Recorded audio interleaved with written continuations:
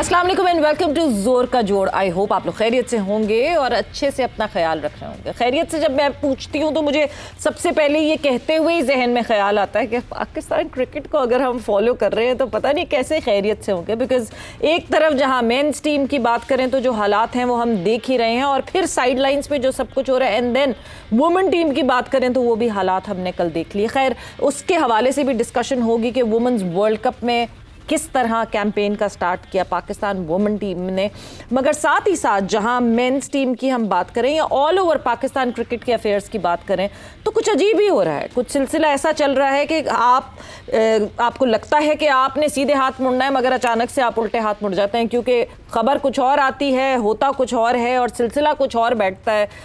It is so confusing. मगर आज confusion को दूर करने के लिए बहुत बड़ी प्रेस कॉन्फ्रेंस सेट की गई। एंड बड़ी से मेरा मतलब ये कि बहुत सारे लोग सामने आए। ऑलमोस्ट अगर मैं गिनना शुरू करूं तो 6 से 7 लोग थे जो कि स्टेज के ऊपर मौजूद थे, और लग रहा था कि बहुत बातें होनी है, बहुत डिस्कशन होनी है। उसमें सबसे पहले चेयरमैन मोहसिन नकवी साहब, चेयरमैन पीसीबी मोहसिन नकवी साहब भी मौजूद थे, माइक हेसन मौजूद थे, आकिब जावेद मौजूद थे, सुमेर साहब, सैयद सुमेर साहब मौजूद थे, जावेद मुगल साहब मौजूद थे। There was a huge panel. मगर वो कहते हैं ना, खोदा पहाड़ निकला चूहा, कि जिस पे बात होनी थी, जो इतनी दिनों से बातें चल रही थी, वो बातें हमें सुनने को नहीं मिली। जो हम शायद सोच रहे थे कि शायद इस हवाले से कोई बात होगी, कुछ तब्दीलियां होंगी, तब्दीलियां हुई, मगर बड़ी तब्दीली जो है वो सेंट्रल कॉन्ट्रैक्ट के हवाले से हुई। क्या बातें हुई, क्या गुफ्तगू हुई, वो तो हम अभी अपडेट जानेंगे जब हमारे कोरेस्पॉन्डेंट हमें ज्वाइन इन करेंगे। मगर उससे पहले जाहिर सी बात है इन चीज़ों के ऊपर डिस्कस भी करेंगे, और वो डिस्कशन करने के लिए हमारे साथ मौजूद हैं पाकिस्तान के senior most sports journalist Mirza Iqbal Baig. Iqbal साहब अस्सलाम वालेकुम and welcome to the show. वालेकुम अस्सलाम सवेरा, बहुत बहुत शुक्रिया आपका। दूसरी तरफ जी, अब हमारे सीनियर स्पोर्ट्स कोरेस्पॉन्डेंट हमें ज्वाइन इन करेंगे। कादिर ख्वाजा हमारे साथ मौजूद हैं। और कादिर, ये जो गूगली इस वक्त जो है पाकिस्तान क्रिकेट बोर्ड की पूरी मैनेजमेंट की तरफ से ये मीडिया को दी गई है, ये ज़रा इसको इस पजल को जोड़े और पजल को जोड़ के सामने रखें कि it was all about central contracts, या इतनी सारी जो पिछले 3-4 दिनों से कहानियाँ गर्दिश कर रही थी, खबरें गर्दिश कर रही थी, क्या हुआ उनका? देखिए सवेरा, पाकिस्तान क्रिकेट बोर्ड के जो बड़े थे उनमें chairman Pakistan cricket board Mohsin Naqvi भी मौजूद थे, सीईओ जो है वो अहमद सैयद थे, डायरेक्टर मीडिया थे, उसके साथ एडवाइजर टू चेयरमैन थे, और आकिब जावेद थे, और उसके साथ डॉक्टर जावेद मुगल भी मौजूद थे। तो ये पैनल जो है वो जब प्रेस कॉन्फ्रेंस करने आया उससे पहले जो है वो मीडिया को ब्रीफ किया गया सेंट्रल कॉन्ट्रैक्ट की कैटेगरीज के हवाले से। जो 5 कैटेगरीज बनाई गई हैं, नई कैटेगरीज को शक्ल दिया गया है, जिनमें जो वो पहली कैटेगरी होगी वो AB जो कैटेगरी होगी, जिसमें 2 फॉर्मेट होंगे, टेस्ट और वनडे। जो खिलाड़ी टेस्ट और वनडे खेलेंगे उनको AB कैटेगरी दी जाएगी। जिनको A कैटेगरी मिली है वो सिर्फ और सिर्फ टेस्ट क्रिकेट ही खेल सकते हैं। उसके साथ साथ B और C कैटेगरी में वाइट बॉल है, वनडे और T20 के प्लेयर्स। फिर उसके बाद जो C कैटेगरी है उसमें स्पेसिफिकली C कैटेगरी में जो है वो T20 क्रिकेट के प्लेयर्स शामिल होंगे। D कैटेगरी में NCA डेवलपमेंट और इमर्जिंग खिलाड़ियों को जो उन कैटेगरी है वो दी गई है सेंट्रल कॉन्ट्रैक्ट की। और इस हवाले से वाज़ेह किया गया है कि जिनकी फिटनेस का म्यार बेहतर होगा, 80% जो है वो तमाम जो चीज़ें हैं वो अब कंप्यूटर बेस्ड होंगी, और 85% कंप्यूटर बेस्ड होंगी, 15% जो है वो इंसानी हाथों में, मतलब के सिलेक्टर्स के हाथों में, और डॉक्टर जो मेडिकल पैनल होगा उसके हाथों में रह गई हैं। तो अब तमाम तर जो फैसले होंगे वो कंप्यूटराइज्ड होंगे, डॉक्यूमेंट्स बेस्ड होंगे, और उनके परफॉर्मेंस का जायजा भी डॉक्यूमेंट्स की बुनियाद पर दिया जाएगा। चेयरमैन ने वाज़ेह तौर पर कहा है कि जो डोमेस्टिक क्रिकेट नहीं खेलेगा उसके लिए पाकिस्तान क्रिकेट टीम के दरवाजे और पाकिस्तान क्रिकेट बोर्ड के दरवाजे बंद हो चुके हैं, और जिनकी फिटनेस का म्यार भी अच्छा नहीं होगा उनका भी जो है वो दरवाजे बंद हो चुके हैं। तो अब ये खास तौर पर मैं आपको थोड़ा सा ब्रीफ कर दूं कि टेस्ट क्रिकेटर्स के लिए भी, खास तौर पर जो टेस्ट क्रिकेटर्स मौजे करते रहते थे, इतनी ह्यूज अमाउंट उनको पाकिस्तान क्रिकेट बोर्ड देता था, और उसके बावजूद वो डोमेस्टिक क्रिकेट को तरजीहात में शामिल नहीं करते थे। अब उनके लिए भी कंपलसरी कर दिया गया कि वो टेस्ट क्रिकेट यानी स्पेसिफिकली रेड बॉल क्रिकेट को ही फरोग देंगे और वही खेलेंगे। उनके लिए T20 क्रिकेट या फ्रेंचाइज क्रिकेट के दरवाजे बंद हो चुके हैं। जो T20 T20 और जो लीग क्रिकेट के जो उनको फॉर्मेट का जो कैटेगरी बनाई गई है और उसके साथ वनडे के प्लेयर हैं उनको सिर्फ 2 लीग्स खेलने की इजाजत होगी। अलबत्ता डोमेस्टिक क्रिकेट में खास तौर पर जो वनडे कप होता है और T20 नेशनल T20 कप होता है उसके साथ साथ जो बाकी डोमेस्टिक के जो मुख्तलिफ कैटेगरीज हैं उनको ज्वाइन करना बहुत लाजमी होगा। इस हवाले से तमाम खिलाड़ियों से मुलाकात भी की है चेयरमैन पाकिस्तान क्रिकेट बोर्ड समेत जो दीगर ओहदेदारान थे। उन्होंने लाहौर के मुकामी होटल में मुलाकात की है, जिन्होंने आज व्हाइट बॉल कैंप के लिए रिपोर्ट भी करना है, जिनमें बाबर आजम भी शामिल है। अब जो सवाल पैदा होता है वो ये है कि बाबर आजम ने गुज़िश्ता साल एक भी डोमेस्टिक सीजन नहीं खेला, जिसके बाद जो है उनके लिए मुश्किलात बढ़ चुकी हैं और अब हो सकता है जो जराए हमें बताते हैं कि उनको सेंट्रल कॉन्ट्रैक्ट भी नहीं दिया जाएगा। इस समेत जो मुख्तलिफ क्रिकेटर्स हैं जिनका जायजा लिया जा रहा है, जिनकी फिटनेस का म्यार चेक किया जा रहा है, डॉक्टर जवेद मुगल कहते हैं कि जो फिटनेस का म्यार हमने सेट किया है अभी भी फिटनेस जो तमाम खिलाड़ियों की है वो पार लेवल से कम है, वो बिलो एवरेज दिखाई देती है। और इस हवाले से तमाम जो प्लेयर्स हैं उनकी फिटनेस के लिए हम बाकायदा तौर पर उनका स्कैनिंग भी करेंगे और बाकायदा तौर पर उनका अच्छा कादिर, प्रेस कॉन्फ्रेंस में जो है वो यूनुस खान की भी बात पूछी गई, मोहम्मद हफीज की भी बात पूछी गई। ये वो 2 सवाल थे जो कि पिछले एक हफ्ते से इनफैक्ट एक हफ्ते से भी ज्यादा हो गया गर्दिश कर रहे थे मीडिया में कि वो हिस्सा बन रहे हैं पाकिस्तान क्रिकेट बोर्ड में, किसी ना किसी पोजीशन पे आ रहे हैं। कभी हेड कोच टेस्ट क्रिकेट की बात हो रही थी तो कभी कोई बात हो रही थी, जिसको मोहसिन नकवी साहब ने एक मुस्कुराहट में कहका लगाते हुए जो है वो रद्द कर दिया। तो कोई ऐसी खबर जो है वो सिर्फ मीडिया की बनाई हुई हाइप थी?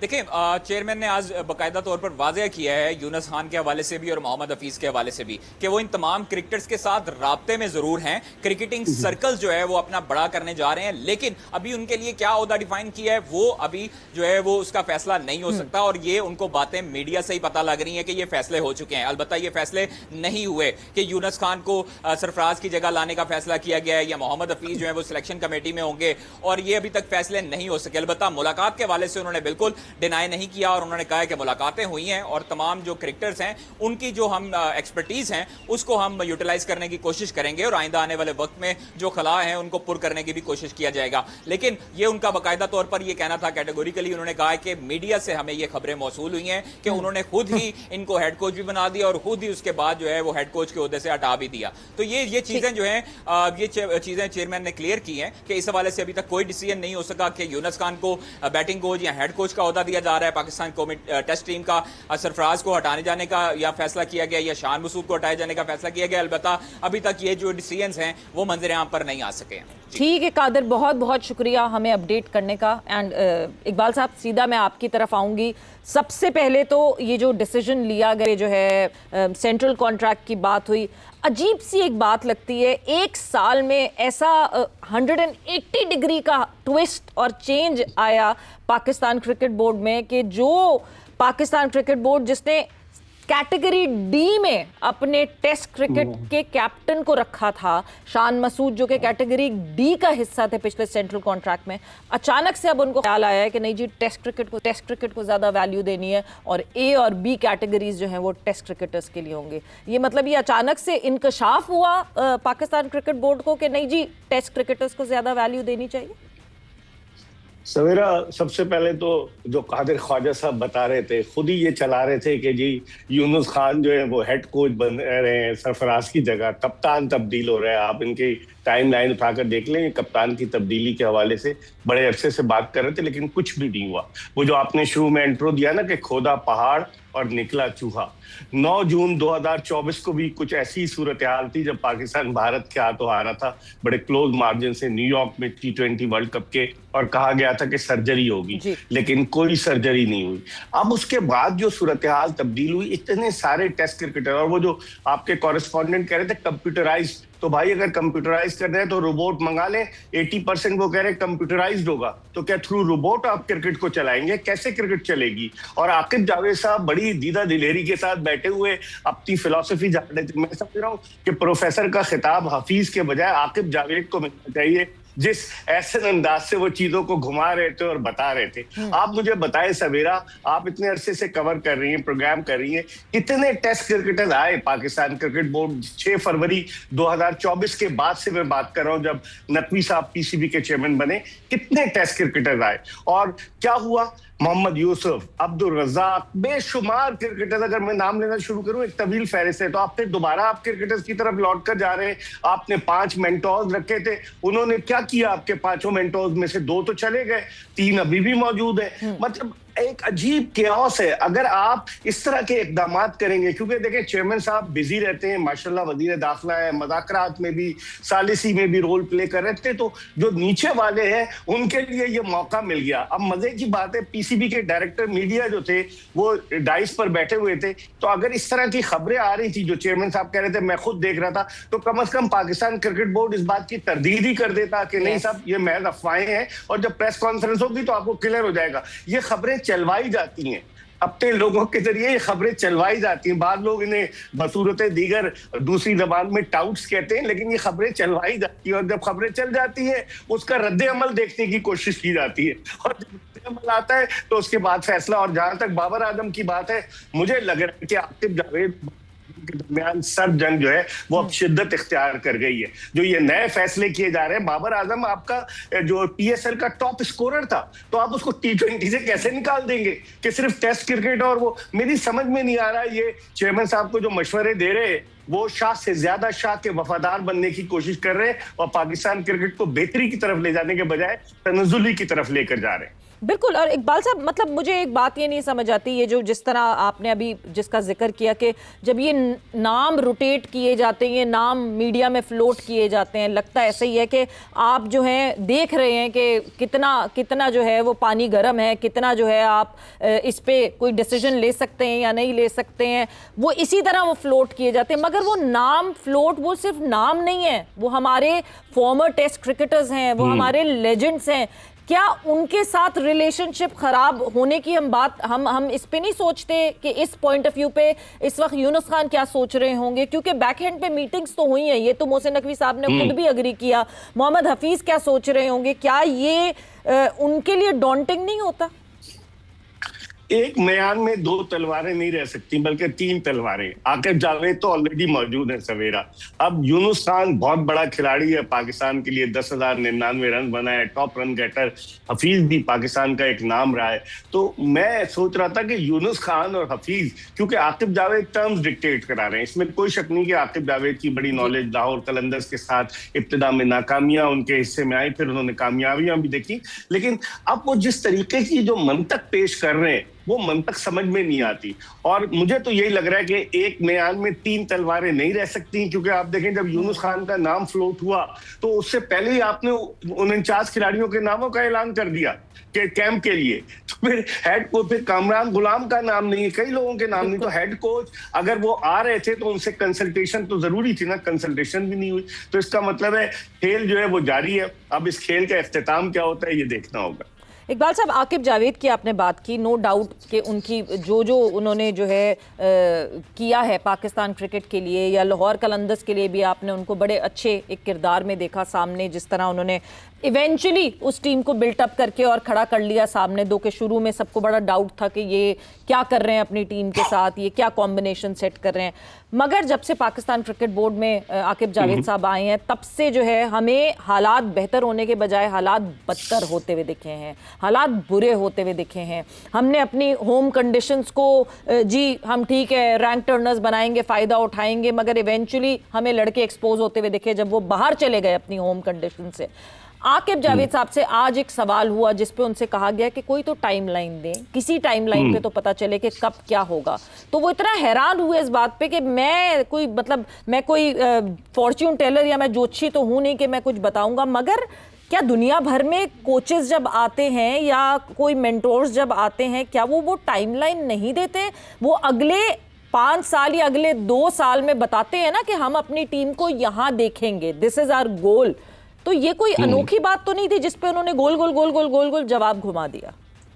बस इस वक्त वो अकेले कुल बने हुए ना पाकिस्तान क्रिकेट के। हालांकि उन्होंने अपना क्रिकेट कैरियर कुर्बान किया, मैच फिक्सिंग के खिलाफ आवाज बुलंद की। और पीसीबी में आने से पहले आकिब जावेद जब नेशनल हाई परफॉर्मेंस सेंटर में थे, जब भी बहुत अच्छे थे। पता नहीं क्यों पाकिस्तान क्रिकेट बोर्ड में आने के बाद लोग जो है वो तब्दील हो जाते हैं और ताकत का नशा ऐसा सवार होता है कि वो सारी चीजें भूल जाते हैं। इसमें कोई शक नहीं, जनरल तौकीर ज़िया के दौर में जब वो सिलेक्टर थे, उन्होंने अपना डोमेस्टिक क्रिकेट का प्रोग्राम दिया, हम उन्हें सपोर्ट करते रहे। लेकिन इस मर्तबा आकिब जावेद जिस तरह की चीजें कर रहे हैं, मुझे तो लगता है कि पता नहीं क्या हो गया उनको, मुकम्मल तौर पे तब्दील शुदा आकिब जावेद, वो आकिब जावेद जो ब्लंट था, जो सच्ची बात करता था, जो सीधी बात करता था, अब वो नजर नहीं आ रहा है। लगता है कुर्सी की कशिश जो है वो उन्हें उठने नहीं दे रही। और इसीलिए आपने बड़ा सही मेंशन किया, मैं देख रहा था, उन्होंने कहा जी टीम के बारे में नहीं कह सकते, टाइमलाइन नहीं दे सकते, जीतेगी कि नहीं जीतेगी। भाई टीम तो हार रही है आपकी, आप क्रेडिट तो लें, आप सामने आते हैं, it means you are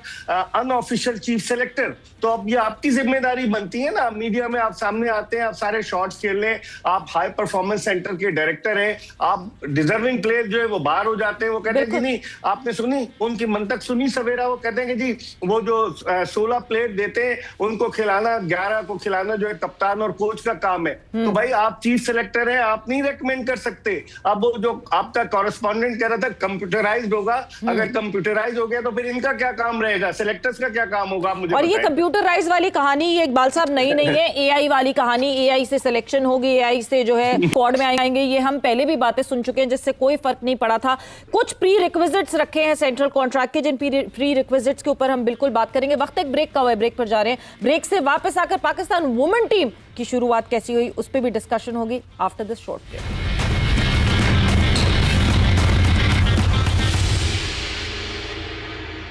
And welcome back to Zor Ka Jod in conversation with Mirza Iqbal Beg साहब and discussion obviously जो अभी पाकिस्तान क्रिकेट बोर्ड ने एक प्रेस कॉन्फ्रेंस की, उस हवाले से हमारी डिस्कशन हो रही है। कैटेगरीज, सेंट्रल कॉन्ट्रैक्ट की कैटेगरीज को रीडिफाइन किया गया और उसके हवाले से बात हुई है। प्री रिक्विजिट्स जो रख दिए गए हैं इन कैटेगरीज के, वो प्री रिक्विजिट्स ऑब्वियसली जो फॉर्मेट खेल रहे हैं लड़के उसके हिसाब से, आपकी परफॉर्मेंसेस के हिसाब से, परफॉर्मेंसेस के बाद आपकी फिटनेस के हिसाब से, यानी मेडिकल बोर्ड भी जो है वो शामिल होगा अब सेंट्रल कॉन्ट्रैक्ट की डिसीजन मेकिंग में। और ये प्री रिक्विजिट्स हैं जिसके हिसाब से होगा। और प्लेयर कौन कितना डोमेस्टिक खेलता है वो तो बिल्कुल बेस्ड इस पे है कि जो डोमेस्टिक खेलेगा उसको सेंट्रल कॉन्ट्रैक्ट मिलेगा वरना नहीं मिलेगा। इकबाल साहब, coming back towards you, define किया है, अलग अलग कैटेगरी निकाली गई हैं, कैटेगरी ए बी, फिर कैटेगरी ए, फिर category B C and then category D. So category A में कहा जाता है कि वो प्लेयर्स होंगे जो कि नुमाया खिलाड़ी होंगे और टेस्ट और वनडे टीमों की बुनियाद होंगे, यानी जो कोर होगा हमारे टेस्ट और वनडे की, और ये प्राइम कैटेगरी है। तो सबसे पहले तो हम कैटेगरी ए बी की हवाले से बात कर लेते हैं। मैं बार बार वाजे करती जाऊं, याद दिलाती जाऊं कि पिछली दफ़ा जब सेंट्रल कॉन्ट्रैक्ट अनाउंस हुए थे तो कैटेगरी ए में आने वाला कोई क्रिकेटर इस काबिल नहीं था। तो क्या परफॉर्मेंसेस बदली हमारे इन खिलाड़ियों की ऐसी जिससे एकदम से ये क्रिकेटर्स इतने काबिल हो गए कि कैटेगरी ए अब मिलना शुरू हो गई है? बस यही वो मशवरा जिन्होंने दिया है कि इस तरह से आप ये कैटेगराइज करें। मैं तो हैरान होता हूँ कि आप हर दफा तब्दील करते जाते हैं। चलें, एक अच्छी इन्होंने चीज की, वो उसको पिछली दफा भी ये इम्प्लीमेंट नहीं करा सके कि डोमेस्टिक खेलना लाजमी होगा। आप भारत की एग्जांपल ले लें, विराट कोहली डोमेस्टिक खेले तब भारतीय टीम में सेलेक्ट हुए, ये तो अच्छी बात की इन्होंने डोमेस्टिक खेलना, लेकिन अब इनको ख्याल आया कि डोमेस्टिक खेलना लाजमी होगा, तो पहले से होना चाहिए था। और जो कैटेगरीज इन्होंने बनाई है, अब उसका क्राइटेरिया क्या होगा? क्या कंप्यूटर डिसाइड करेगा? डेटाबेस की बातें करते हैं। डेटाबेस क्या होता है सवेरा? इनसे कोई पूछे कि ये जो स्कोर कार्ड्स आते हैं खिलाड़ियों के, उन स्कोर कार्ड्स को डेटा में ये कन्वर्ट करते हैं और फिर उसकी बेसिस पर ये टीम का सिलेक्शन करते हैं। अब उसमें अगर किसी खिलाड़ी ने सेंचुरी बनाई है और उसके 2 कैच ड्रॉप हुए, वो सेंचुरी तो उसकी डेटा में आ जाएगी, लेकिन किस तरह की उसने इनिंग्स खेली ये किसी को नहीं पता। अगर किसी खिलाड़ी ने 50 रन बनाए, एक डिफिकल्ट विकेट है और उस विकेट पर उसने 50 रन बनाए क्वालिटी बॉलिंग के खिलाफ, तो उसको ज्यादा इंपॉर्टेंस देनी चाहिए। तो अब ये डाटाबेस और ये सारी चीजें अब देखें, ये तजुर्बा अल्लाह करे कि कामयाब हो। हम और आप सब चाहते हैं कि पाकिस्तान क्रिकेट फले फूले, लेकिन ये नित नए तजर्बात जो है ना, ये तजर्बात की भट्टी बना दिया गया है पाकिस्तान क्रिकेट को, और इस भट्टी में सब कुछ डाला जा रहा है जिससे पाकिस्तान क्रिकेट को फायदे के बजाय नुकसान ही होगा। मेरे ख्याल में तब्दीलियां, पै दर पै तब्दीलियां, कोचेस की तब्दीली, कप्तानों की तब्दीली, सिलेक्टर्स की तब्दीली, डोमेस्टिक सिस्टम की तब्दीली, डोमेस्टिक में कैटेगरीज की तब्दीली, इससे पाकिस्तान क्रिकेट को फायदा तो नहीं पहुंचेगा।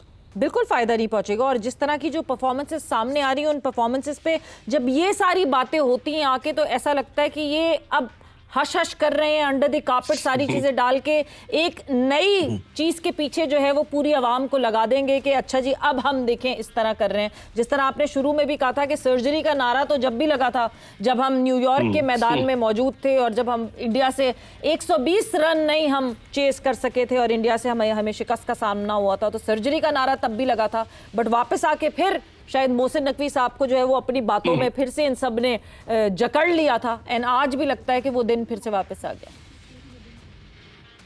बिल्कुल आपने सही कहा, लोग तवक्को कर रहे थे कुछ ना कुछ होगा, यानी कि जितनी हाइप अपने खास लोगों के जरिए बना दी गई थी गुज़िश्ता 3-4 दिन से कि ये होगा वो होगा, और फिर जुम्मा हफ्ता इतवार जो है, बल्कि जुम्मे को तो चूंकि बजट था तो हफ्ता इतवार को चेयरमैन साहब ने मुलाकातें की मुख्तलिफ क्रिकेटर्स से, मुख्तलिफ लोगों से।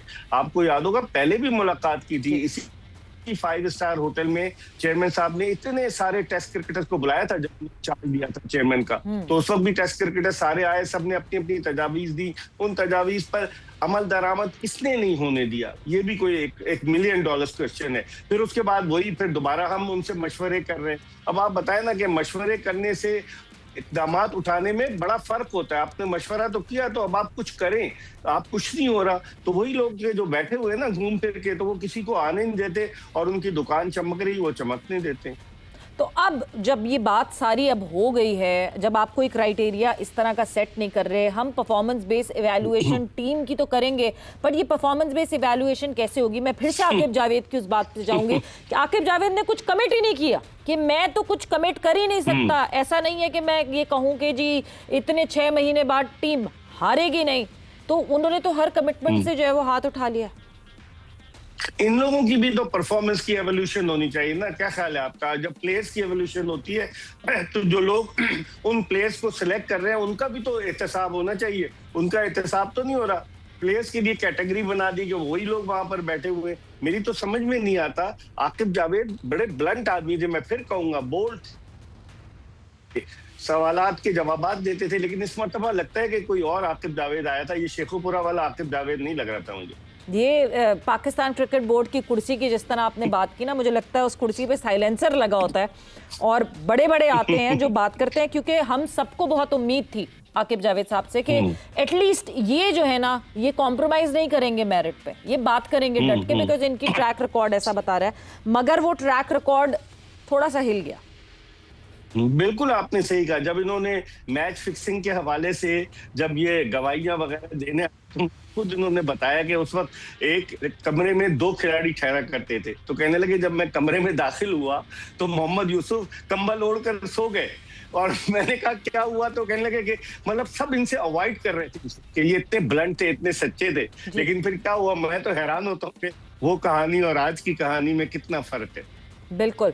अच्छा, जब हम ये सेंट्रल कॉन्ट्रैक्ट्स की तो बात कर रहे हैं, अब इन सेंट्रल कॉन्ट्रैक्ट्स पे जाहिर सी बात है डिस्कशन वुमेन क्रिकेट की तरफ भी आती है, बिकॉज जब भी ये सारी डिस्कशंस होती हैं तो हम वुमेन क्रिकेट की बात करना भूल जाते हैं। दो कि इस वक्त इतना बड़ा इवेंट चल रहा है, वर्ल्ड कप चल रहा है, एंड किस तरह वुमेन क्रिकेट की क्या परफॉर्मेंसेज रही। हमने एक ट्राई नेशन सीरीज़ खेली जिसमें हम कोई जीत नहीं हासिल कर सके, फिर हमने वार्म अप खेला, हम वार्म अप में जीत नहीं हासिल कर सके। कल पाकिस्तान टीम इंडिया से आमना सामना हुआ, शुरुआत बेहतर की हमने, मगर उस शुरुआत के बाद एज यूजुअल हम डी ट्रैक हुए, डी रेल हुए और बहुत comfortably in the and team India ने जीत हासिल की। बहुत बड़ा डिफरेंस लगता है इकबाल साहब अगर हम अपनी वुमेन टीम को देखते हैं और फिर बाकी बड़ी इंटरनेशनल वुमेन टीम को देखते हैं। बिल्कुल सवेरा, इसमें कोई शक नहीं कि Pakistan cricket board women team पर इतने पैसे खर्च कर रहा है कि बेइंतहा पैसे पाकिस्तान क्रिकेट बोर्ड खर्च कर रहा है। अब अगर आप जिम्बाब्वे को पाकिस्तान बुलाएंगे सख्त गर्मी में उनके खिलाफ एकतरफा मुकाबले के बाद सीरीज जीत कर खुशी के शादियाने बजाएंगे, और जब आपको टफ अपोनेंट मिलता है वर्ल्ड कप में तो क्या सूरत हाल है? आपने खुद बताया, ट्राई सीरीज हार गए, एक वार्म अप मैच हार गए। इसकी बुनियादी वजह मैं ये समझता हूँ कि विमेन क्रिकेट में भी तसलसल नहीं है। कोचेस तब्दील हो रहे हैं, कप्तान तो अभी चले हैं, इसके अलावा सिलेक्टर्स तब्दील हो रहे हैं। कभी एंडी कोल आ जाते हैं, कभी वहाब रियाद आ जाते हैं, कभी मोहम्मद वसीम आ जाते हैं। समझ में नहीं आ रहा कि किस तरीके से इस मामले को सेटल किया जाए। जलालुद्दीन चीफ सिलेक्टर रहे, बहुत सारी चीजें हैं, तो मेरे ख्याल में वहां भी इनकंसिस्टेंसी है। और वहाब रियाज मतलब ठीक है, बहुत पाकिस्तान के लिए वो क्रिकेट खेले, लेकिन उनको अब आपने हेड कोच बना दिया। कल मैं इंटरव्यू देख रहा था, उसके आगे नीचे लिखा हुआ था हेड कोच, वरना पहले वो मेंटोर थे। तो समझ में नहीं आ रहा कि वहाब रियाज इस टीम को कैसे लेकर जाएंगे। इनमें एक आदमी ऐसा था, इमरान फरद, कि जो कोचिंग के साथ वाबस्ता रहा है, लेकिन बाकियों का क्या है? मेरी तो समझ में नहीं आ रहा कि विमेन क्रिकेट, क्योंकि उस पर लोगों की ज्यादा नजरें नहीं होती, लेकिन जब वर्ल्ड कप होता है सवेरा या कोई मेगा इवेंट होता है तो उसमें सबकी नजरें होती हैं। अब आप देखें ना, 7वीं मर्तबा हम हारे भारत से T20 में, 2 मैचेस जीते हैं T20 में, और फिर उसके अलावा आप देखें कि तमाशाई कितने ज्यादा थे। 18,840 तमाशाई थे एजबास्टन बर्मिंघम, और पाकिस्तान की रिकॉर्ड और पाकिस्तान की परफॉर्मेंस देख लें कि किस तरीके से, समझ नहीं आ रहा था बैटिंग कोच ने क्या बताया। बहुत सारी चीजें जिस पर दिल खून के आंसू रोता है। आप देखें पड़ोसी मीडिया कितना मजाक उड़ा रहा था टीम का। तो खुदारा इस जानिब तवज्जो दी जाए। मेरिट पर अगर फैसले करेंगे आप, विमेन टीम पे पैसा बहुत खर्च कर रहे हैं पाकिस्तान क्रिकेट बोर्ड, हर तरह की फैसिलिटी दी हुई है। अब आप भारत को देख लें कि भारत की विमेन क्रिकेटर्स को उतना ही अमाउंट मिलता है जितना उनके मैन क्रिकेटर्स को मिलता है, जितना विराट कोहली को एक मैच का, इस तरीके से उन्होंने किया हुआ है। और हमारे यहाँ क्या है? हमारे यहाँ तो बस तू चल मैं आया वाला हिसाब है कि बस मेरिट तो जो है वो कहीं चली गई है, और बगैर मेरिट के ही जो आप देखें कल की टीम में भी देख लें, बैटिंग में कहाँ आपको नजर आया? कई प्लेयर्स को हमने साइडलाइन कर दिया। सिद्रा अमीन कहाँ चली गई? इतनी अच्छी बैटर थी। बहुत सारे हमने फैसले ऐसे किए जो हमारी विमेन क्रिकेट के लिए नुकसानदेह साबित हुए। इकबाल साहब, मेरा ख्याल से ना फायदा उठाते हैं लोग, क्योंकि वुमेन क्रिकेट पे हम इतनी बात नहीं करते, वुमेन क्रिकेट को इतना हाईलाइट नहीं किया जाता। मेंस क्रिकेट में तो एक क्रिकेटर छींक भी मार देता है तो उसको खबर बना लेते हैं, और वुमेन क्रिकेट में इसका मेरा ख्याल से भरपूर तरीके से फायदा इस तरह उठाया जाता है कि क्या कर रही है वहाँ की सिलेक्शन कमेटी। असद शफीक जो कि यहाँ पे भी सिलेक्शन कमेटी का हिस्सा, फिर पाकिस्तान, फिर कराची क्रिकेट को भी हैंडल कर रहे हैं असद शफीक, और फिर उसके बाद जो है वो वुमेन सिलेक्शन कमेटी का भी जो है वो हिस्सा है। तो उनसे कभी भी कोई सवाल नहीं पूछता, एक खामोशी से कोने पे असद बैठे हुए हैं, और इतने सारे ओहदे उनके कंधों पर हैं, और वो डिसीजन पे डिसीजन लिए जा रहे हैं। तो सिलेक्शन की बात तो कोई वुमेन क्रिकेट में करता ही नहीं है।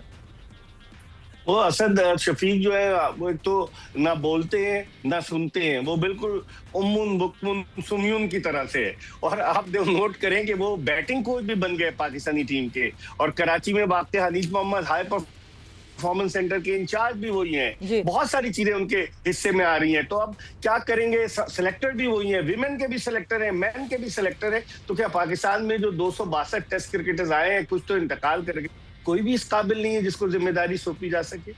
बिल्कुल लग ऐसे ही रहा है कि कोई अब है नहीं, इनको कोई और दिख नहीं रहा है इनके बियॉन्ड। बट इकबाल साहब, जाते जाते क्या एक्सपेक्ट करें हम पाकिस्तान वुमेन टीम से? बिकॉज ये पहला मैच तो बिल्कुल भी सैटिस्फैक्ट्री नहीं था। फिर मैं वही कहूँगी, शुरुआत अच्छी है, फातिमा सना में वो स्पार्क दिखता है, अच्छी कैप्टनसी कर सकती हैं, मगर मेरे ख्याल से स्ट्रीमलाइन जो है वो अच्छे तरीके से करना पड़ेगा। बिल्कुल आपने सही कहा, हमारा ग्रुप बड़ा टफ है। ऑस्ट्रेलिया भी गालिबन इस ग्रुप में है, तो हमें अब अपनी आउटपुट जो है हमें देना पड़ेगा 100%। टीम में पोटेंशियल है, लेकिन जिस तरह की कारकर्दगी ग्राउंड में नजर है ना, उससे तो पता है। कैचेज हमने ड्रॉप किए, सिमरती मंधाना के कैचेस 2 ड्रॉप हुए, बहुत सारी चीजें। शायद टीम मैनेजमेंट इस पर काम करे, और अल्लाह करे कि आने वाले मैचेस में हमारी टीम अच्छा परफॉर्म करे। बिल्कुल, सारी जो बड़ी टीम्स हैं वो मौजूद हैं, और सिर्फ एक नीदरलैंड वुमेन है, और पता नहीं उससे भी हम कैसा खेलेंगे, वरना Australia, India, Bangladesh, Netherland, Pakistan, South Africa, एक बहुत टफ ग्रुप है पाकिस्तान टीम के लिए। एक और जाते जाते मैं बिल्कुल आपसे जानना चाहूंगी, बांग्लादेश, क्योंकि मैंने बांग्लादेश वुमेन का भी यहाँ नाम देख लिया, बांग्लादेश मेंस टीम की भी बात करें, हमें बहुत चेंज दिखा। बांग्लादेश ने जिस तरह हमसे टेस्ट क्रिकेट भी खेली, बड़े डोमिनेंट दिखे वो हमारे ऊपर, और अब ये वक्त आ गया है कि शायद हम बांग्लादेश क्रिकेट से भी डरना शुरू हो गए, because obviously they are doing well. क्या उनकी क्रिकेट हमें ट्रैक लाइन पे बेहतर दिख रही है इस वक्त पाकिस्तान से? बहुत ज्यादा आगे उनकी क्रिकेट दिख रही है। हालांकि उनके जो पिछले चेयरमैन थे अमीनुल इस्लाम बुलबुल, वो चले गए। तमीम इकबाल जो क्रिकेट खेले हैं वो चेयरमैन बन गए, और 25 साल के तवील अरसे के बाद बांग्लादेश ने ऑस्ट्रेलिया को हराया सीरीज में। वनडे में भी जो हराया, 25 साल बाद सीरीज भी जीती 2-1 से। तो मैं समझता हूँ उनकी क्रिकेट सही ट्रैक पर है। आप उनकी पिचेस देखें सवेरा, उन्होंने तेज विकेटें बनाई। हालांकि ऑस्ट्रेलिया के पास तेज बॉलर हमेशा से होता है, वो जीत के लिए जाते हैं। हम लोग जीत के लिए जाने के लिए ऐसे से हरबे इस्तेमाल करते हैं, बड़े बड़े पंखे इस्तेमाल करते हैं, हीटर इस्तेमाल करते हैं, ऐसी पिच बना देते हैं जिसमें गद्दाफी स्टेडियम लाहौर को डीमेरिट पॉइंट मिल को जहन में रखना होगा, तभी हम आगे जा सकते हैं। बिल्कुल, अपने बैटर्स को, अपने बॉलर्स को बचाने के लिए हम कंडीशंस ऐसी दे देते हैं कि चलो जी घर में ही जीत जाओ तुम लोग, क्योंकि बाहर जाके तो कहीं जीत नहीं सकोगे। बट थैंक यू इकबाल साहब, बहुत बहुत शुक्रिया आपके टाइम का। कियोटिक है पाकिस्तान क्रिकेट और कियोस अभी भी है, ऐसा नहीं हुआ कि आज की मीटिंग के बाद कियोस जो है वो सेटल हो गया हो। बट आई होप कि कुछ बेटर डिसीजंस हों। ये जो सेंट्रल कॉन्ट्रैक्ट के डिसीजंस हैं, आई होप कि कुछ उससे बेहतरी आए, कुछ प्लेयर्स के ऊपर सख्ती भी हो, मगर सिर्फ प्लेयर्स के ऊपर सख्ती ना हो। ये जो इतने सारे डिसीजन मेकर्स हैं, ये भी आंसरेबल होने चाहिए, ये भी अकाउंटेबल होने चाहिए और ये भी जवाबदेह हों कि क्या कर रहे हैं ये पाकिस्तान क्रिकेट के साथ। With that, Savera Pasha signing off. जोर का जोड़ का वक्त खत्म हुआ। टेक केयर, बाय बाय, अल्लाह हाफिज।